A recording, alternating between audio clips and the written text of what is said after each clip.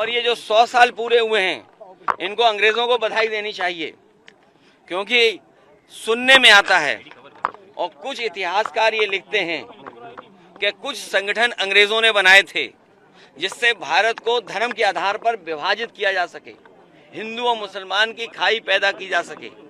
इसलिए संगीत साथियों को भी अपनी पहली विचारधारा जो थी समाजवादी और सेकुलर, उसको याद रख करके देश को और आगे बढ़ाना। पार्टी के प्रधानमंत्री जी हैं और भारतीय जनता पार्टी का जब पहला अधिवेशन हुआ था, भारतीय जनता पार्टी ने तय किया था कि सेकुलर एंड सोशलिस्ट रास्ता अपनाएंगे, लेकिन संघ का और उनके परिवार के लोगों का जो संघ परिवार है उसका रास्ता सेकुलर और सोशलिस्ट नहीं है। ये मुंह से तो हैं स्वदेशी, लेकिन मन से नहीं, मन से विदेशी हैं। आज 15 अगस्त है, स्वतंत्रता दिवस की 15 अगस्त स्वतंत्रता दिवस की मैं आपके माध्यम से पूरे प्रदेश और देशवासियों को बहुत बहुत बधाई और शुभकामनाएं देना चाहता हूं। जहां 15 अगस्त पूरा देश खुशियों के साथ झंडारोहण कर करके मना रहा है, वहीं आज का दिन हमें उन तमाम शहीदों को याद करने का भी दिन है जिन्होंने अपने प्राण न्यौछावर कर करके इस देश को आज़ादी दिलाने का काम किया। राष्ट्रपिता महात्मा गांधी, भगत सिंह, चंद्रशेखर आज़ाद, ऐसे तमाम लाखों लाख संख्या में लोगों ने इस देश को आज़ादी दिलाने में अपने प्राणों की भी परवाह नहीं की और जान निछावर कर करके इस देश को आज़ादी दिलाने का काम किया। अंग्रेज जाने के बाद हमारा स्वतंत्र भारत, हमारा अपना कानून, हमारा अपना प्रधानमंत्री, हमारे सभी अधिकार अपने बन गए। आज जब हम 15 अगस्त और स्वतंत्रता दिवस मना रहे हैं, वहीं ये भी हम याद रखें कि हमारे सामने जो दुनिया की चुनौतियां हैं उनको भी स्वीकार करना होगा। जितना हमारा किसान मजबूत होगा, हमारा जितना ही देश आर्थिक रूप से मजबूत होगा, उतना ही नौजवानों का हम भविष्य बेहतर कर पाएंगे। हमारे देश के किसान खुशहाल हों, हमारे देश के उद्योग कारोबारी वो संपन्न हो, दुनिया के बाजार से मुकाबला कर सकें। हमें अपने देश को मजबूत बनाने के लिए कोई भी त्याग करना पड़े, उसके लिए हम सबको, भारतवासियों को तैयार रहना चाहिए। जहां तक समाजवादी पार्टी, डॉक्टर राम मनोहर लोहिया, बाबा साहब भीमराव अंबेडकर जी, नेताजी और तमाम समाजवादी विचारकों ने जो हमें सिद्धांत दिया, जो समाजवादी आंदोलन दिया, इसी से हमारा देश खुशहाल होगा और तरक्की करेगा।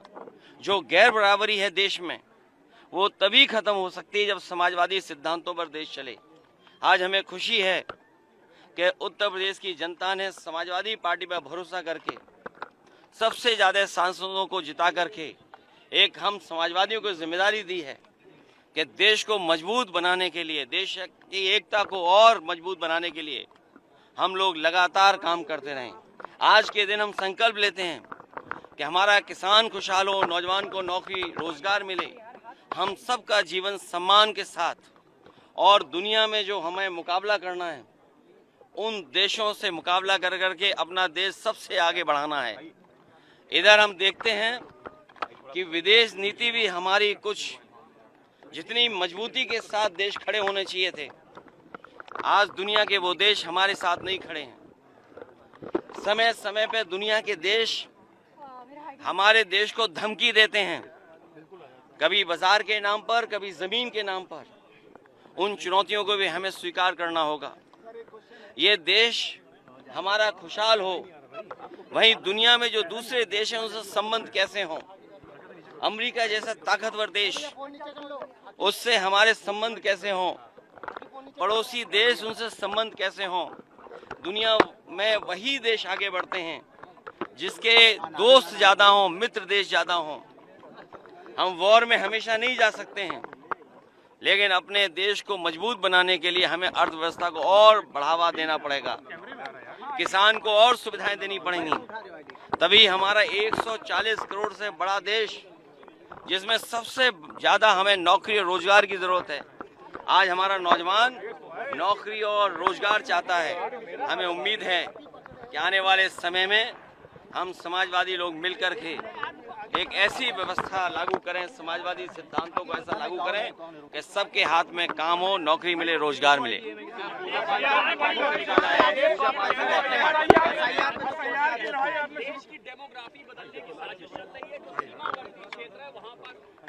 ये प्रधानमंत्री ने मैं आज के दिन ये अपील करना चाहता हूं, भारतीय जनता पार्टी के लोग 15 अगस्त को झूठ न बोलें। कम से कम राष्ट्रीय, जिस दिन पूरा देश 15 अगस्त खुशी के साथ मना रहा है, उस समय कोई भी राजनीति नहीं होनी चाहिए। हमारी सीमाएं सुरक्षित हों, हमारी फौज मजबूत हो, अग्निवीर जैसी व्यवस्था खत्म हो, और हम उन लोगों को भी देखते हैं जो मुंह से तो स्वदेशी हैं लेकिन मन से विदेशी हैं। अगर मन से विदेशी होंगे तो हमारा कारोबार कैसे बढ़ेगा? आज अमेरिका जैसा देश टैरिफ लगा करके हमारे तमाम उद्योगपतियों को संकट में खड़ा कर रहा है। भदोई जैसा जिला जो हजारों करोड़ का कारोबार करता था, आज उसका कारोबार रुक गया है। जो सामान भेजा वो पानी के जहाज में खड़ा हुआ है, ना अमेरिका जा सकता है ना भारत वापस आ सकता है।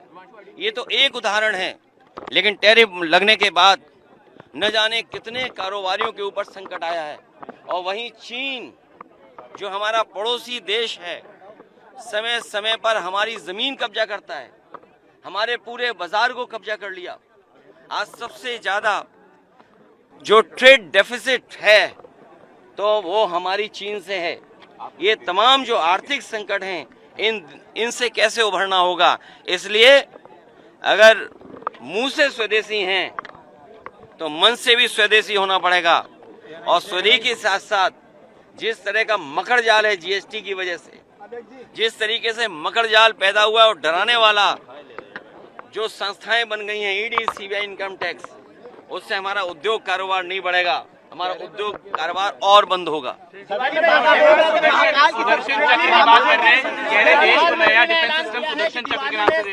देखिए, काफी बदलाव होगा जीएसटी को लेकर। इनका बदलाव नोटबंदी में भी देखा हम लोगों ने, इनका बदलाव जीएसटी में भी देखा कि सबसे ज्यादा संशोधन हो गया है। तो इसलिए अभी इनकम टैक्स है जो नया कानून लगाया है, अगर आप 1 रुपया भी खर्च करोगे तो सरकार जानना चाहती कि 1 रुपया कहाँ खर्च किया आपने। ये इनकम टैक्स आपकी आज़ादी को रोकने वाला है, आप पे पाबंदी लगाने वाला इनकम टैक्स है। और हमें खुशी है इस बात की कि सुप्रीम कोर्ट ने कम से कम लोकतंत्र को बचाने का काम किया। जो एक एसआईआर हो रही थी, और भारतीय जनता पार्टी को ये हुनर है कि वोट कैसे काटना है, वोट कैसे किसी का उड़ा देना है। कम से कम इस फैसले के बाद पॉलिटिकल पार्टीज बूथ स्तर पर अपना वोट बचा पाएंगी और अपना वोट जुड़वा देंगी। लाल किले से आरएसएस की तारीफ पे कह रहे 100 साल उनके पूरे हुए, ये एक बड़ा कदम है आरएसएस के लिए। प्रधानमंत्री लाल किले से तारीफ करी। ये संगी साथी ग्रुप, ये जो ग्रुप है, ये संगी साथी और भारतीय जनता पार्टी, मैंने कई बार कहा आपसे और फिर एक बार याद दिलाता हूं कि भारतीय जनता पार्टी का जब गठन हुआ था तो भारतीय जनता पार्टी के पहले जो राष्ट्रीय अध्यक्ष बने थे और भारतीय जनता पार्टी के पहले अधिवेशन में ये तय हुआ था कि उनकी पॉलिटिकल पार्टी की विचारधारा सोशलिस्ट होगी, सेकुलर होगी। ये आज फिर सोचना इनको, और ये जो 100 साल पूरे हुए हैं, इनको अंग्रेजों को बधाई देनी चाहिए, क्योंकि सुनने में आता है और कुछ इतिहासकार ये लिखते हैं कि कुछ संगठन अंग्रेजों ने बनाए थे जिससे भारत को धर्म के आधार पर विभाजित किया जा सके, हिंदू और मुसलमान की खाई पैदा की जा सके। इसलिए संगी साथियों को भी अपनी पहली विचारधारा जो थी समाजवादी और सेकुलर, उसको याद रख करके देश को और आगे बढ़ाना चाहिए।